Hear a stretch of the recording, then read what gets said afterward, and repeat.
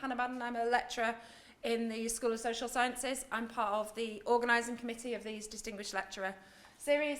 This is Leah Birch, who's also in the team. Our colleague Vicky, unfortunately, couldn't be here tonight. She's done a lot of the legwork organising this, so sends her apologies. So I'm just going to give a little bit of kind of housekeeping and information, and then we'll pass over to Leah and Sara. So this is the first in our series of Distinguished Lecturer visiting lecturers as part of what we're calling the Research for Social Change series. This is our first one back since COVID. The aim of this series is to kind of try and build and support the research capacity in the school, trying to get us involved in an understanding of the research that's happening externally, try and build some informal networks. So we really hope you'll stay for a cup of tea and another cup of tea and more biscuits afterwards and chat to people maybe you don't recognise who are new, and take the opportunity to talk to Sara. We have our next one of these events on the 17th of May, and that's Dr. Amanda Atkinson from Liverpool John Moores University, and she'll be here talking about gendered drinking marketing and cultures, and particularly around alcohol marketing to women, which is really interesting. So the way this is going to work, Sarah's going to talk for about 45 minutes, and then we'll do Q&A, but before that, I'm going to pass over to Leah to do the kind of introducing you bit, where you stand here awkwardly and smile as we talk about you. I'm so happy to have Sara here. So Sara Ryan's a professor of social care just over at Met University. Her research is underpinned by scholar activism and a commitment to research which makes a difference. So if you know of Sara's work, you'll know that a lot of that research is working with people with learning disabilities, self-advocates, autistic people, family carers, third sector organisations, a real commitment to working with, so not just co-production, co-design, but on researching together, so how we can bring our experiences, our expertise, all of that together to really just try and challenge some of the inadequate systems and processes that are out there. We were talking about it just before. I can't keep up with everything that Sara is up to, but you've got an incredible kind of, publication background, but also in terms of media, some engagement with the media. So that's something that I think a lot of us probably don't do as much as we should, but just an incredible presence online. So lots of experience with Radio 4 Today programme, Five Live News, Sky News, World at One. You were just finishing a letter to The Guardian just before kind of coming in here today. And Sara's also really well known for justice for LB, and I'm sure that's something that you're going to touch upon quite a lot. And that was set up in honour of Connor, Sara's son, who died due to neglect at NHS an inpatient unit. I have heard you talk many times and I enjoy it every single time, but also come away feeling really questioned and really troubled by some of what you present. So I hope that everyone does enjoy it today, but also leaves with lots to think about as well. Thank you so much for being here. So I'll hand over to you. Thank you.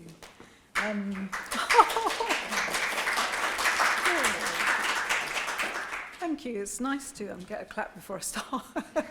Get one in the bag. My aesthetics off, but we'll just run with that. So I wanted to tell a couple of stories today, really, which demonstrate how intertwined my academic work and activism has been in a way that I didn't really, I'm still reflecting on now. So underpinning all this work is 2001, the Valuing Paper, Valuing People report that was published by the government, which was a really positive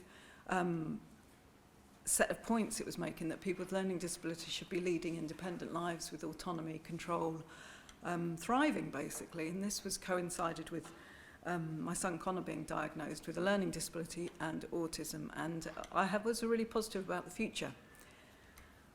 I'm not used to this mouse. So the valuing people with learning disabilities are people first, lead their lives, be treated with the same dignity and respect, absolutely aligned with our family values. This was great. And there's our family in the photo above. At the same time, I started a PhD alongside Catherine Runsit-Cole, who's at the University of Sheffield. I was at Oxford Brookes. She was in Manchester Met, funnily enough. And we wrote a paper that was quite widely cited because we felt so excluded from disability studies. We felt very uncomfortable as PhD students being in this space where we were sort of seen as part of the problem. And so we wrote this paper. And at the same time, I got a postdoctoral job at the University of Oxford, where I started working with My Life, My Choice, a self-advocacy group in 2007. And these pieces are all integral to actually what happened. So this is the My Life, My Choice group of self-advocates, run by self-advocates based in Oxford, do extremely prolific work. So then in 2009, because nothing had happened as an outcome of valuing people, we had to value people again and write a bit more about it and say again that the neglect and abuse of disabled people is unacceptable. And those of you who saw John Harris's piece in The Guardian on Monday will see that we're still saying exactly these words. There's Rosie and Connor walking on the beach on holiday. So in 2011, I started writing a blog, another piece of this story, because Connor was so funny. Friends used to say, you should write a book about the things he says. He just had such a way with what he said. He was a total comedian, and he just had really, really incredible observations on everyday life that just made us stop in our tracks, but also laugh out loud. So I started a blog, and it was anonymous, which is interesting. Not that deliberately, I just sort of thought, well, I'll just put them on a blog and see what happens. And so Connor was called LB. It didn't say where we lived or anything like that. I shared it with friends and family and just recorded everyday bits of life. And it sort of took off in a way I wasn't expecting, because people started sharing it because it was fun. But it was still anonymous. So here's just one example of just chatting over tea, looking at Connor's school diary, which sort of said he'd had meal prep at school.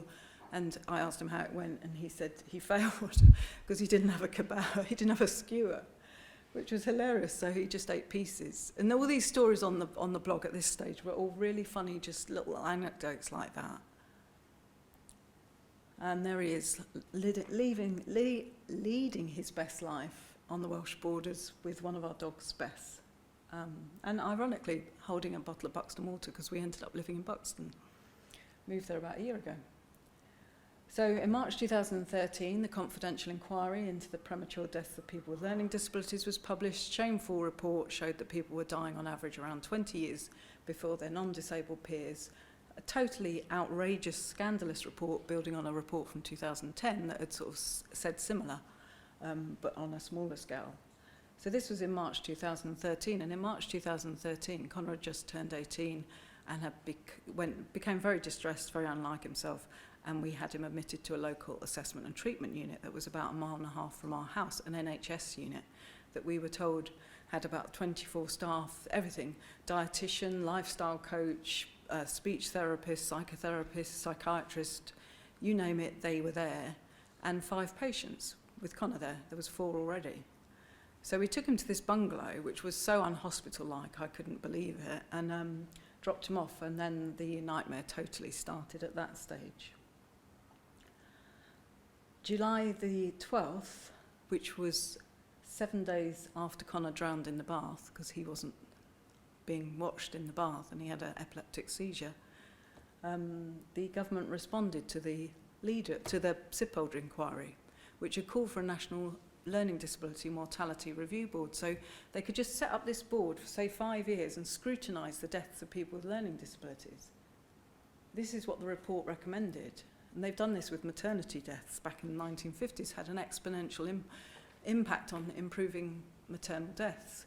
And the government come back and sort of say, oh, that's way too pricey, we're not doing that. This was a week after Connor had died. So thinking about the research, doing all this research around mothers of disabled children and disability, and we managed to sort of like getting more home and disability studies, we've got this complete disjuncture between the research work. I had such a crisis of confidence, set aside the grief, which I don't need to talk about, but what the fuck am I actually doing all this research and being really confident that we could create a sort of future for our child. And he's gone into an NHS unit with this background of evidence of what's going on. And so it was a really, really, really difficult thing, obviously, to deal with. So I wrote a blog post. The day Connor died, I actually wrote a one-liner at some point in the day. LB died this morning. He was known as Laughing Boy. In the bath, in the unit, he would be pleased the CID are involved because he loved the police. He loved social justice. He loved all this stuff. So I wrote this post and it went exponentially viral because people have been reading the blog. And a barrister got in touch with me on Twitter and she sent me a message and sort of said, you need to go into action. You need to contact the charity inquest. You need to understand that your son's death may not be investigated as you would expect. And so she put us in touch with Inquest, and we had a solicitor. We were told it was going to cost us £25,000 to have representation at Connor's inquest. I mean, I tell this story now. I mean, there's no words to describe what this experience is like. But you do. You just do what you need to do. So we started on this new journey that we weren't expecting without our son, and a hole in our family's life that was the size of the Grand Canyon. Oh, what have I done now? So the trust immediately launched into what I was warned they'd do, and they published some board minutes online, July the 23rd, 2 weeks after Connor's death, and they said, it was like page 184, which I thought was, that still irks me, tucked away right at the end of this massive, the most tedious set of minutes you could ever read. Oh, somebody's died, natural causes, everything was followed. Okay. Now what's really funny is I'd forgotten I was the person who found this, because at the time the whole thing was a blur. And I've recreated some bits by asking, I sort of said to George Julian, who worked alongside me on a lot of this, who found the board minute? And she said, you did about 4 o'clock in the morning. And it's this researcher in you, this search for evidence, this search to try, and justice, which has underpinned everything I've ever done, meant that I actually read these minutes and found this, which underlined the fact that the trust, the NHS Trust, I cannot say that enough, NHS Trust, was already covering up Connor's death. And they were prepared to say that an 18-year-old boy who's perfectly healthy died of natural causes. It just makes your mind explode. So going back to that fancy statement in Valuing People Now, the neglect and abuse of disabled people is absolutely unacceptable. The government's determined to learn lessons. They've already said no to the mortality board, and we have neglect and abuse that is being covered up. So you can see it's really, really difficult as a professional researcher to deal with these anomalies, these blatant sort of mistruths, denials. All this stuff's really, really difficult. So we started, and this was so random. George Julian got in touch. I'd never met her before. We're now really good friends. She said, we need a hashtag. We better start raising some money if you need £25,000, because not many people have £25,000 to have legal representation at an inquest, where the state, the NHS Trust, can just draw on the public purse and have as many barristers as they want. And so we came up with Justice for LB, Justice for Laughing Boy, and we started tweeting about this. And Leah said very kindly, the social media stuff, I'm not sure, I was on Twitter, but it's funny how we used social media as a tool in a way that hasn't been used before, to extraordinary, I'm not sure what you can't say what accountability, I suppose, but given that nothing's changed for anybody else, I'm not sure how far that word accountability counts here. But anyway, people started sort of like wanting to help in any way, and we decided the following year, because these things drag on, we would, from the 19th of March when Connor was admitted to the unit, we would celebrate each day of that and have a day of action. Crazy. We just thought we'd be rehashing blog posts. So we just put on Twitter, anybody who wants to sign up for a day, the only rules are raise awareness or raise money, and we don't want anything negative. And we had the most extraordinary outputs, and I've been, because it's 10 years this July, I've been reposting every day of these 107 days of action, and I don't look until the morning I wake up, cup of coffee, scroll down yesterday's post, and then click on the link for the next day's post. So we're up to day 37, and it is amazing. People got Connor's name on 3 red double-decker buses in Northampton, school buses. His absolute dream was to have a heavy haulage yard. His name's on a Earthline truck, on the side of an Earthline truck. There was parties held. People made bus cakes with his face on it. This was my PhD supervisor. This wasn't an adopted day, but she just sent me this wonderfully embroidered sign saying, "Fuck the fucking fuckers," which was great. We made a quilt that's on display at the Manchester People's History Museum until October. We crowdsourced patches, and Janet Reed and two of her friends made the most extraordinary quilt that is floor to ceiling, with children making patches, people in their 80s making patches. Somebody crocheted a patch that was about a foot by a foot. Janet said the whole time along we were all so unruly because none of us followed the rules for the size of the patch. And somebody wrote, because people wrote stories when they sent the patches in, so there was more stories. And one person had been in an institution and they'd crocheted a patch that was about that big, but Janet didn't want to lose it, so she carefully cut it into sections, and there's different sections of the crocheted patch across the quilt. Really extraordinary. And textile artists made this wonderful great big balloon with a Twitter feed. There was just so much stuff. If you look on Twitter, if you just Google hashtag 107 days, you'll be able to see each day at the moment that these things are coming out. So this hashtag and shoestring campaign, and this is what's really interesting as well, because the research skills really underpinned what we did. She was an academic, she's left academia now.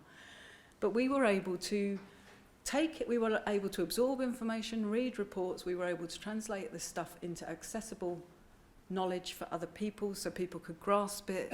We made sure it was fun, we were irreverent, people tried to sort of like schmarm us into these different sort of more establishment positions, and we were like, talk to the hand, we're not doing it, we've just got our path here and this is what we're doing, we want accountability. It's that, and we actually went international with this campaign, which is extraordinary. So we walked the Camino with people from My Life, My Choice, coming back to the people from My Life, My Choice. Some people didn't even had never had a passport. We crowdsourced enough money for 3 people, 2 support workers to walk part of the Camino with us. And Spanish television turned up. You see the picture at the top.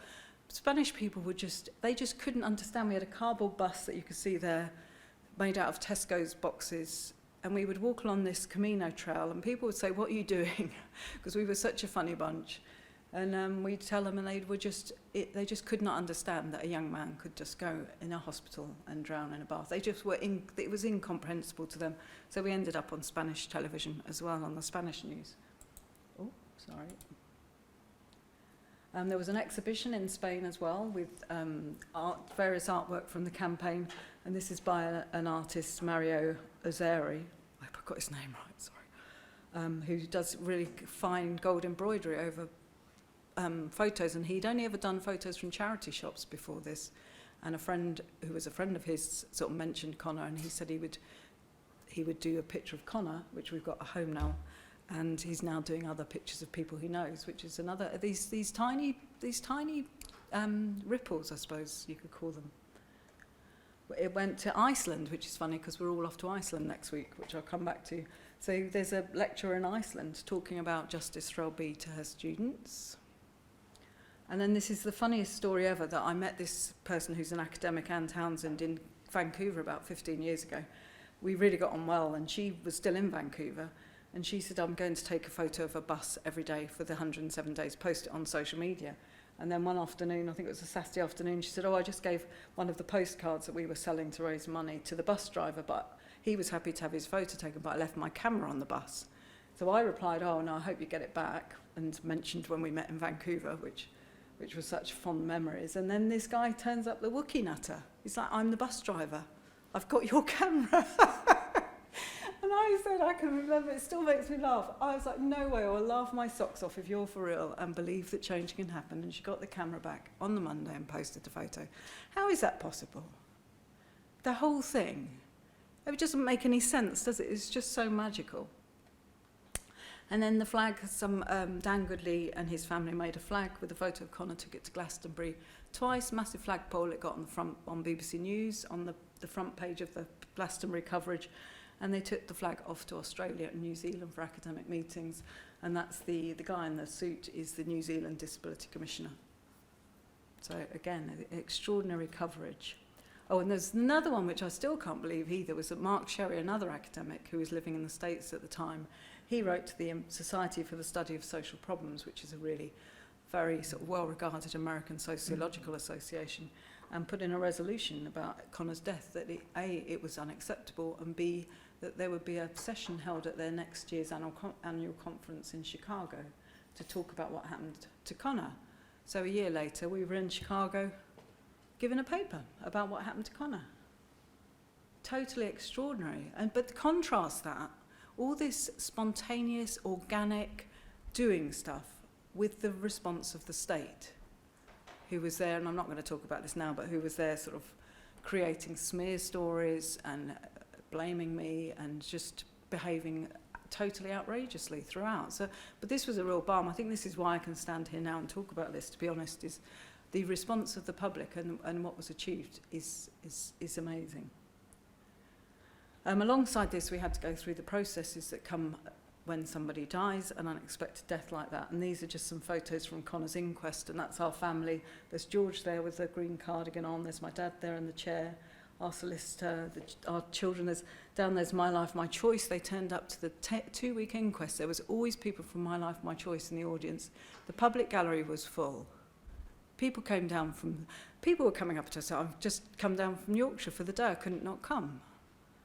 Really, really amazing. And we had a jury, and the jury found that Connor died through neglect, which we knew in July the 4th. But it's extraordinarily difficult to get this stuff pinned down. And if we hadn't had that contact from that barrister on the day Connor died, we wouldn't have even been in an inquest, I don't think.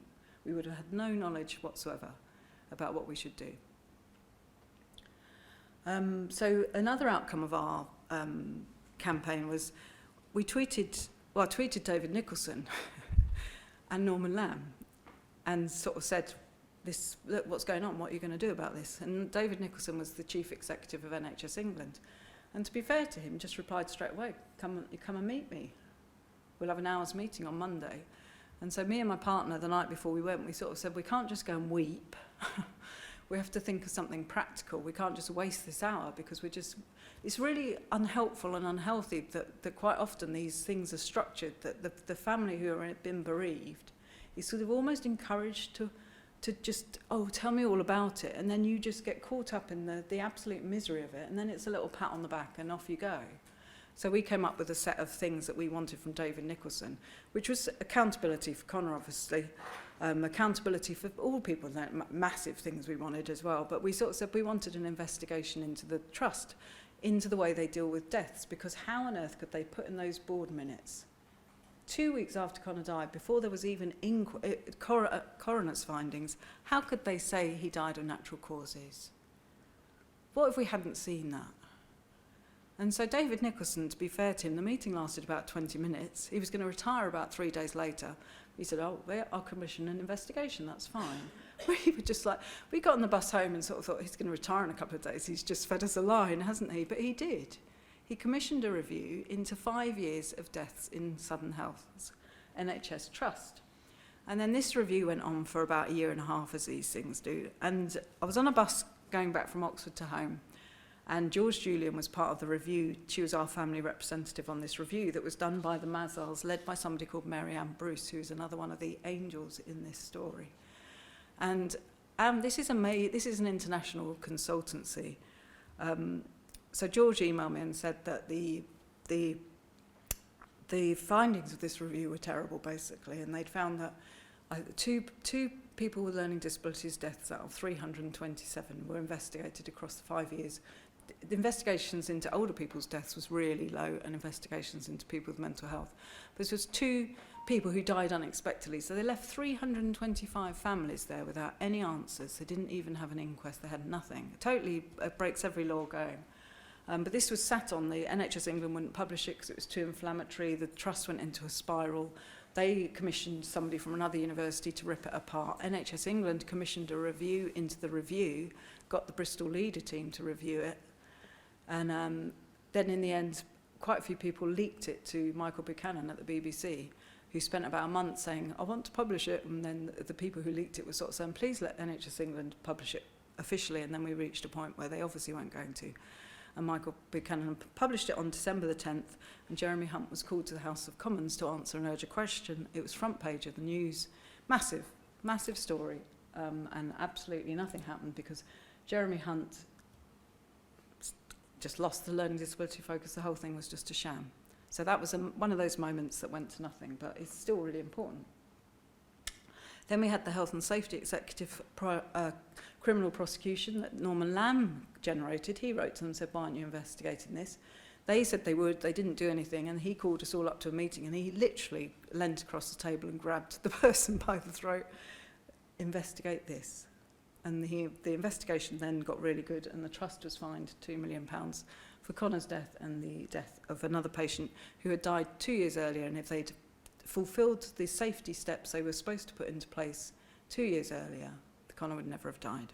Absolutely shameful. So, let's move on. So that's the sort of, that was the activist bit. It starts off with academia, starts off with doing a PhD, getting a research job, doing this research, like this is all what it's about. Getting catapulted into this space in which we drew on research skills to the extent that we managed to, and draw on different people who all contributed different things to create this massive whole with a W, not whole as in state services, to produce this outcome. Justice for Connor, not for anybody else yet, and that's the sticking part. Anyway, so my work life had sort of deteriorated somewhat because there was just bereavement, campaigning, all the rest of it, and then you have to go through all these processes, 2 weeks at an inquest, a meeting here, a meeting there, come here, come there, do this, do that. And then I got sort of a bit of time at work claiming a maternity leave type argument. So I've had the equivalent of 2 babies here, and there's no process in place to allow you to catch up with everything you've abandoned for a couple of years. 3 years, 4 years. And so they gave me a chunk of time to write some funding applications, and they all got funded, which was really bizarre. So I got this 4 NHR funded projects, really big projects, and 3 of them, Growing Older, Planning Ahead, In Search of Flourishing Lives and Witness to Harm, are they've come out of the campaign, out of our experiences. Growing Older, Planning Ahead was just for what happens when family carers grow older. Connor's classmates' parents were growing older. I'm obviously still in touch with all of them. What's actually happening here? There's this vast gap in the future for them, and we've just finished this report in which we're calling for a strategy for older people with learning disabilities, because there is zero consideration of people growing older with a learning disability. You don't retire, your activities don't change. There's no markers of active ageing, and the World Health Organization says we all have a right to active ageing. People with learning disabilities are denied that right because their lives are static and they don't grow and they don't change. They transition to adulthood with a big fanfare of nothing, and then they just stay across each decade. So that's just coming out, and there's a news piece coming out about that project in a week or so. Witness to harm, I had to give evidence at a fitness to practice hearing for the GMC, for the responsible clinician who couldn't have been less responsible for Connor. Turned out they'd found, I won't even go into that actually, it's just it's in my book, you can read that. But anyway, I had to give evidence at the fitness to practice hearing, and it was gruelling. It was 2 hours. I became unwell during giving evidence. The barrister asked me 177 questions and made comments like, the consultant is very unhappy about your evidence. And whilst she was suspended for a year, she was eventually allowed back to work, whilst I had to go off work sick because of the experience. And so this project is looking at the experience of giving evidence at these fitness to practice hearings. There is no research about it at all. And yet we've got people saying they're more traumatised by the fitness to practice hearing than they were by the original death or serious harm that they or their loved one experienced. And then I won't bother, that's just a sort of project that I was working on anyway. That was business as usual. These 3 came about because I was given the freedom to write what I wanted, and each of these has come from the relationship with My Life, My Choice, what happened to Connor, experiences being embedded in this network of people through Justice for LB that covers every single part of life you could imagine. So I'm just going to talk about Flourishing Lives really, because it's an absolutely fun project, and hopefully will generate a discussion around being bold, being creative, taking risks in research, and making sure that you are working with people and not just adding them on as a I don't even know what the word is, as a addendum to what you're doing. So we thought we'd use, and I borrowed this from Jan Walmsley, who's a really good academic, she suggested in her 2010 book, maybe we should be using a capability approach to try to do research that makes a difference, because we have so much research in this area. We know everything. Why isn't anything changing? Why do we have all these inquiries? Why have we got so, we have so much stuff and there is no change? So I put in the application to say we're going to use a capability approach to try to shape the inertia of research. And Amartya Sen, who came up with this approach, says that having the opportunities to do the things we value is the key to well-being. Such a fantastic point. It doesn't matter what you do. People really struggle to get their head around this in the project. What you do is less important than the opportunities you have to do the things you love, even if you don't choose to do them. If you don't have those opportunities, what are you looking forward to? Where's your joy?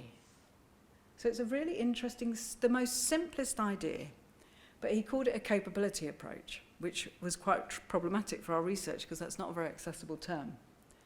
And there's 4 key parts to this. He talks about the means, which is the resources we have, each of us. We've all got different means in this room. We'll all have very different means.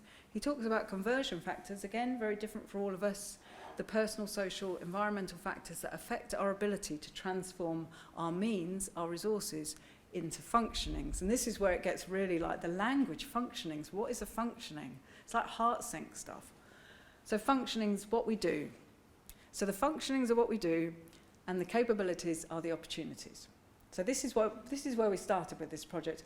Every meeting, everybody's there just, are you capable of doing this? And nobody could get their head around it. And when we thought, we've really got to operationalise this idea to get it across to the people we were working with, because we were working with self-advocates, we were working with family carers, other universities, there's various universities involved, different organisations. And having this capability approach kept me awake at night. So in the end, we thought we'll park the capability approach publicly, obviously keep on behind the scenes using it in our work, but we're just not going to talk about it for the next however long this project's going on. So what did we do? We got on with the work. Oh, let's talk a bit about... So another strand to this capabilities approach is Martha Nussbaum took the idea as well and ran with it. And she says that there's 10 capabilities that we all have. This is the mark of a civilised society. It's this idea that we all have a right to life, we all have a right to good health, we all have a right to have fun, to be in nature. So she came up with a list of what these opportunities should be. But Amartya Sen said, you don't need a list. And we took Amartya Sen's route. So we didn't have a list. We reflected on this and we just left that. So then I was thinking, because I'm in a social work and social care department, it was social care funding. This was the it was NIHR. This was the School for Social Care funding. An NIHR school funded this project. What are the implications for social care and social work? It's rarely used. It's underdeveloped in social care and social work, and yet it's underpinned by social justice principles. And it treats people, it starts with the position that we're all human. So it's got this wonderful sort of like underpinning, and yet it's not really used in social care. And there's a quote there of Gupta saying that it offers potential for developing critical, socially responsible and ethical social work practice that promotes dignity and incorporates analysis of factors that impact on people's lives. So this is a really positive perception, a positive set of principles, isn't it? It's just a really positive approach. It's just very difficult to get people to understand what you're talking about. So luckily there was a scoping review published in the last year after we'd done the research, or as we were doing the research, looking at how it's used in social work practice, and they found it was used as a tool for social workers in practice to explore the subjective sense of well-being, address social inequalities on a structural level, and evaluating social care practices. So there's only 17 papers or something. There's a tiny amount of research that uses it in social care, but this was the way it's used, and we used it to explore the subjective sense of well-being in our project, so that was handy. And then Ingrid Robbins, who writes a hell of a lot about capability approach, she's a really good person to go to if you're interested in reading more. She wondered did Martha Nussbaum's set of 10 capabilities capture what autistic people would see as a really important aspect? And so she did this sort of exploration of it.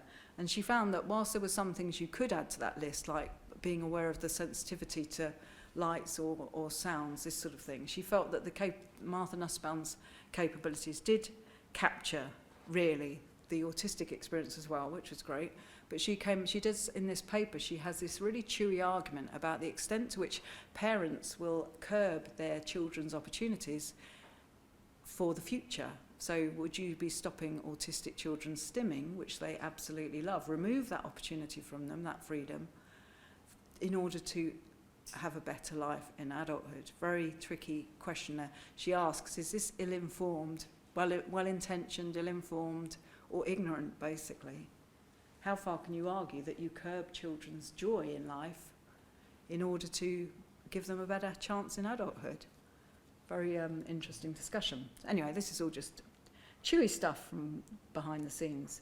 So what did we do? We did a review of what do we know about good support for people with learning disabilities, and we found what we could have all sat in a room and done. We could have guessed these, because there is so much research: money, employment, education, personalised support, staying healthy, dignity, respect. All these things are in the literature. We know that's that. So we came up with this list. These are what the literature tells us are important.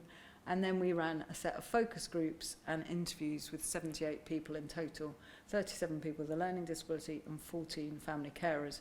And we talked to them about things like what makes you happy, what makes your son or your daughter, your son, your child happy. And then second half of the interview or focus group, we showed them that set of stuff and sort of, are all these things important to you? Are some more important than others? Is there anything not on this list? So we did all that. Fine, that was good. We had a researcher called Siobhan Russell, who's now working in back to Oxford, actually. She's gone back to Oxford University. And then we held a learning community, and we had to do it online because of the pandemic, but we got support workers, people with learning disabilities. It was facilitated by Sally Warren from Paradigm and a person with a learning disability, and we held 6 sessions. And our project had found that the key aspects were belonging, thinking ahead, and confidence. These are like the core building bricks of leading a good life. You have to feel you belong. In order to feel you belong, you have to feel confident, and then you have to have that growing aspect in your life, that you are thinking ahead, that your life isn't restricted to right here, right now. And so each session, it worked remarkably well in the end, even though we were quite worried about how this was going. We would say if for the belonging session, we would start the session off by sort of saying, where do you feel you belong? What makes you feel you belong? What is it about that place what is it about that place or that group of people or whatever it is that where you feel you belong? So people would have really good discussions around that, and then we'd turn it to, how about the people you support? Where do you think they belong? How do you know they belong there? What sorts of things let you know that they belong there? And then people in the group who were support workers and provider managers, and they would make a pledge that they would try and do something in the 6 weeks between the next group. And they'd come back in the beginning of each group. They'd say, well, I varied the route. We always go for a walk, but the person I support always likes to go on this route. But I sort of persuaded him that we would slightly vary the route, and it went down really well because there was a whole different colour set of buses. And so now we do both routes. We choose a route. So it's just really small things like that was developing. So that was positive. But then we had to bring back the capability approach for workshop 5. And the amount of, I don't think I've ever discussed an academic issue so much with the core team. It's just like we were all coming up with different ideas about, well, how do we get this idea across? Because we had totally failed in every time we've mentioned it. So there's just an example of one of the slides we used in the workshop. So we Canva'd the slides. Canva is such a joy to use. Free to use, really good. You can transform your material so you're not there with your blue bullet point, sending everyone to sleep. And we use the data in the workshops as well. So when we talked about reciprocity, which was another important thing, recognising what people bring, because we don't value what people bring, because we have a very normative view of what we should value. And so we had people in our study, we had extracts from the data saying he's very sensitive. He'll go and sit next to somebody he thinks is not in a good place. This is really giving to society. Or somebody say, I only have to see my son smile and my heart just bursts. It's a real contribution that isn't noticed. So that was another slide from the workshop. So then we came up with this picture, which was Carla in there, dreaming of all the things she loves doing, walking a dog, having coffee with her mates, cooking. And then that's her calendar of her weekly activities, which is McDonald's, bowling, cleaning and going to the cinema. And this worked a dream. it just, the penny dropped, because you're sort of like, she doesn't actually like any of those things. She's doing every week. The CQC are coming in. She's got a really busy week, but she's not doing anything she likes. How impoverished is her life if she hasn't got the opportunity to do this stuff?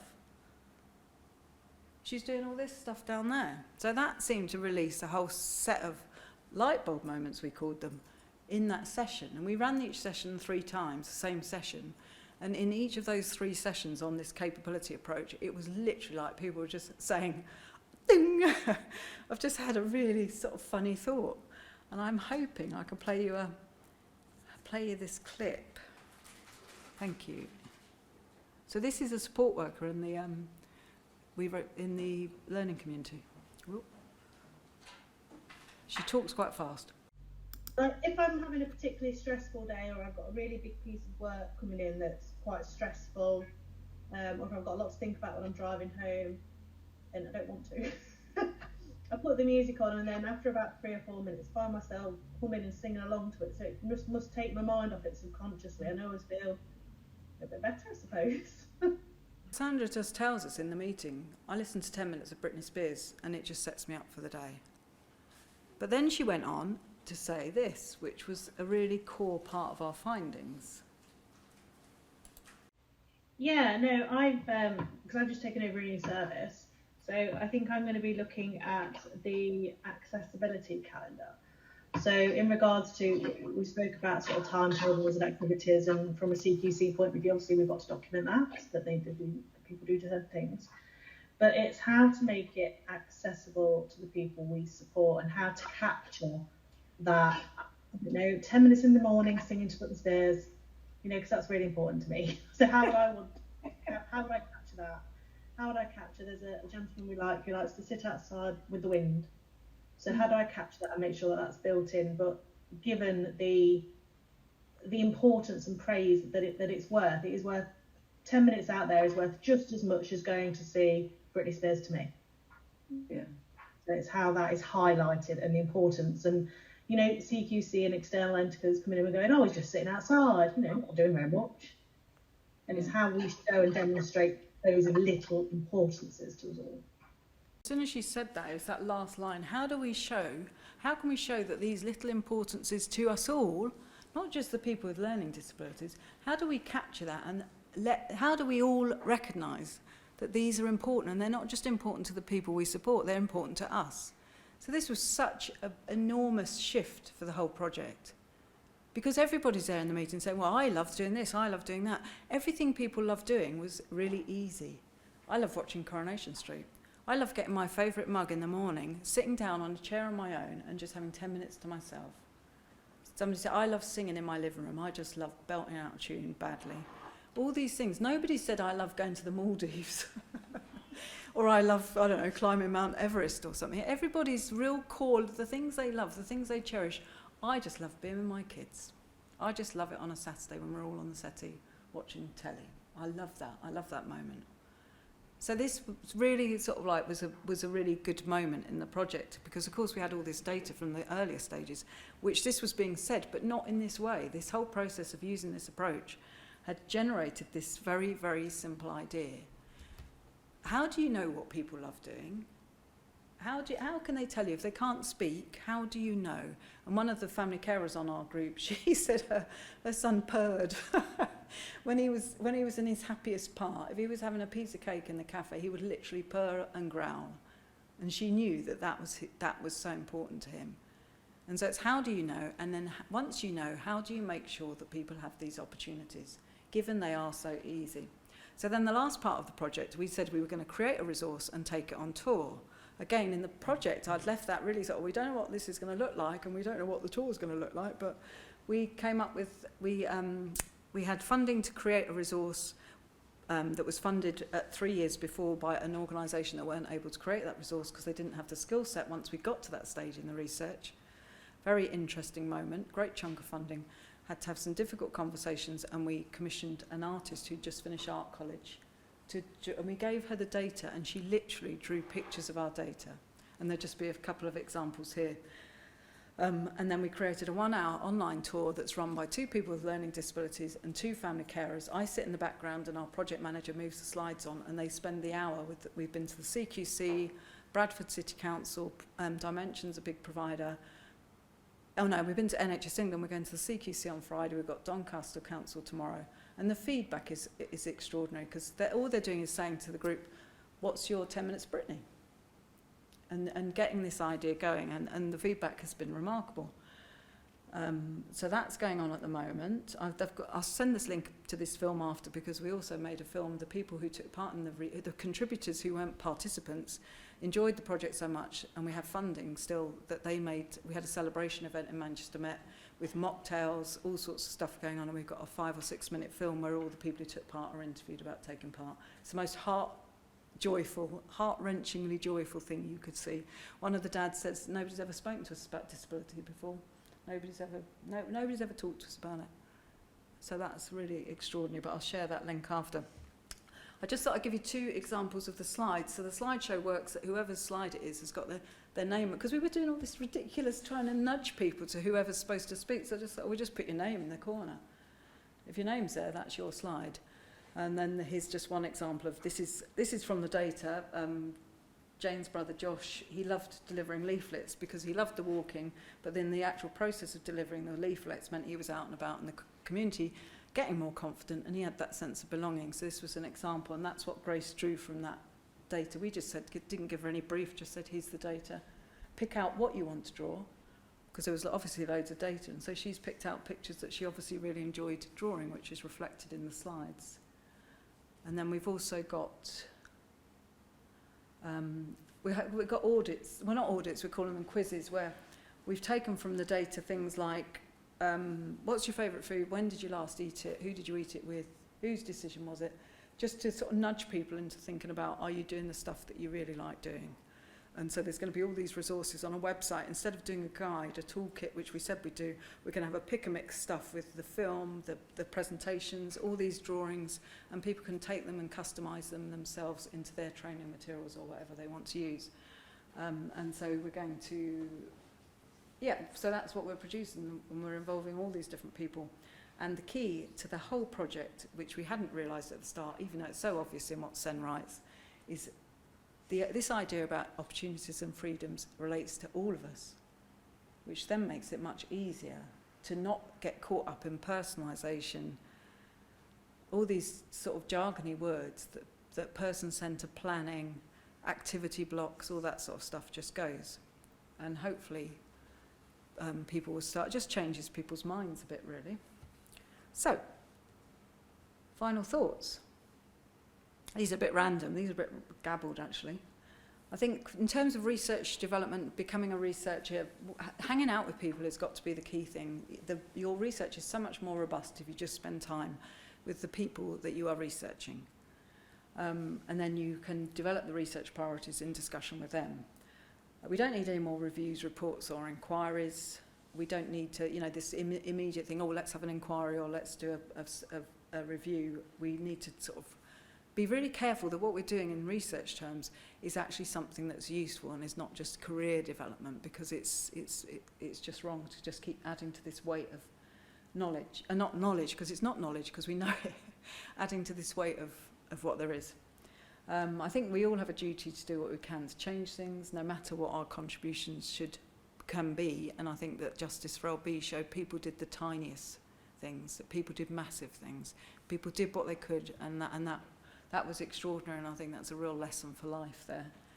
I think it's important to always challenge the bar of what's considered to be acceptable. John Harris wrote that piece in The Guardian on Friday. On Monday, there has not been a single senior figure saying, that's outrageous. Nobody said a word. Nobody's saying anything about the Wharton Hall trial that's going on at the moment. The CQC inspection just on the news today. Almost a daily occurrence, and everyone looks the other way. Always challenge that bar. Always be aware that people have gone before you, and we don't pioneer anything. I pinched Jan Walmsley's idea for that project, and I forgot I'd even pinched it off her. But I think it's just really good to have humility in this stuff and accept that people have done a hell of a lot before, and you're just building on that.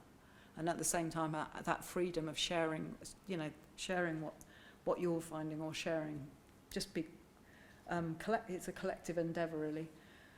Be wary of gimmicks and quick fixes that don't work, and I hope this talk has sort of shown you that slice through the complete fakery of regulatory processes, the coronial system, the whole lot is built on a hot air. And then finally, never stop asking why or why the fuck not. Always challenge, because the world isn't going to fall apart basically, and once you start asking why, which was Connor's favourite word, you realise there isn't really an answer, and that's when you need to start turning your attention to it. So, what's your 10 minutes, Brittany? You don't need to answer that now. That's it, I think. Yeah.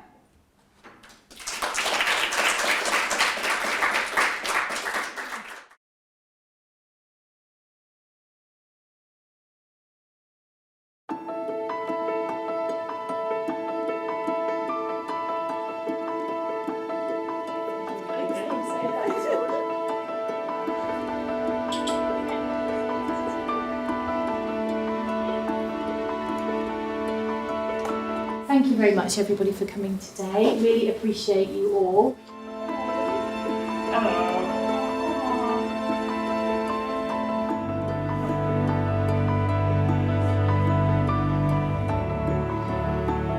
We've never met together before in person, not all of us, so how's it been? Nice to meet each other. I like nice surprise meeting each other face to face is nice. Yeah. Lovely.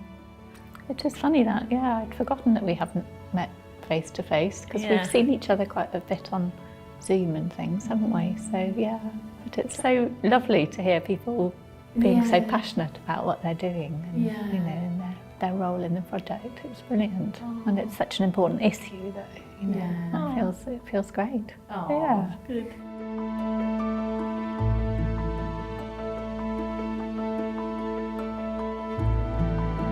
So what did you think about the research part of the project?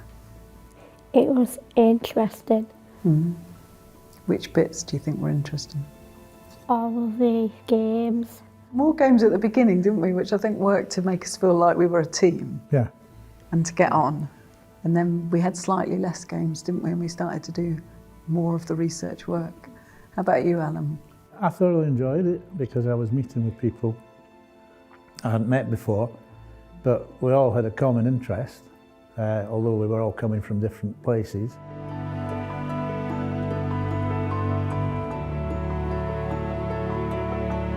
I got involved because I wanted to help people with learning disabilities get more from life.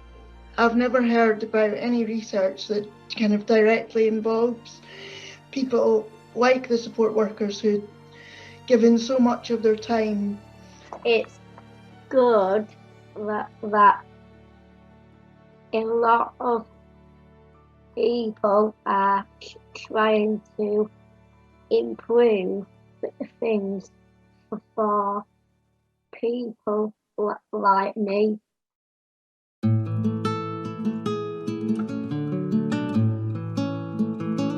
And I was really interested in it because nobody has ever involved us in any sort of questions or research or whatever you may want to call it to do with disability. When I started on the project, I'd never worked on projects with people with learning disabilities before, so that one was a whole new world for me.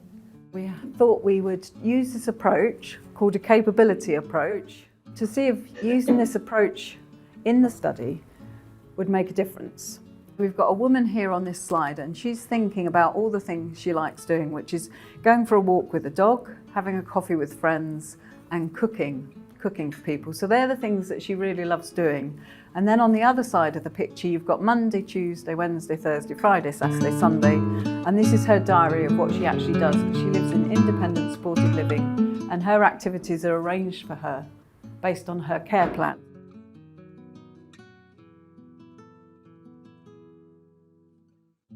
We found that what's important, and anybody in this room could have guessed these or online, health, accessible information, relationships, being part of a community, being treated with respect, being able to do leisure activities, being kept safe, being able to go out in nature, having a job or being in education, and having enough money to do these things. What struck me by this Flourishing Lives project is that at the core of what we've found, or what the team have found, is something so commonsensical, so straightforward, so human. You know, to belong, to be confident, to think about your future. So I think for us that's particularly relevant at the moment, and thinking about how we can support our daughter to move into supported living, you know, finding the right sort of thing for her. I find I belong in my flat. It's good my parents are just around the corner. Yeah. And Ellie comes in like once or twice a week. What about the thinking ahead, sort of thinking about your life, I don't know, in a year's time, or do you think ahead at all? No, I just go with the flow, really. Take every day as it comes.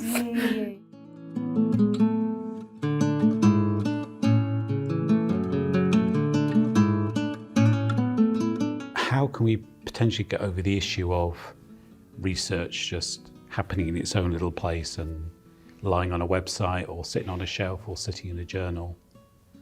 I think this project, Flourishing Lives, has already reduced its risk of that happening by involving people with learning disabilities throughout, and involving family members, and having an advisory group with support workers, and basically thinking about who your end audience is from the very beginning. I've become quite encouraged, because to know that there are people with energy and vision and concerns trying to make things better. I think that's so important. Would you like to take part in more research? I would love to. That's cool. How about you, Alan? Yeah, I mean, it's obviously it's something I'm very interested in, and I'd be happy to take part in anything else if anybody asked me. But no, I've really enjoyed the experience.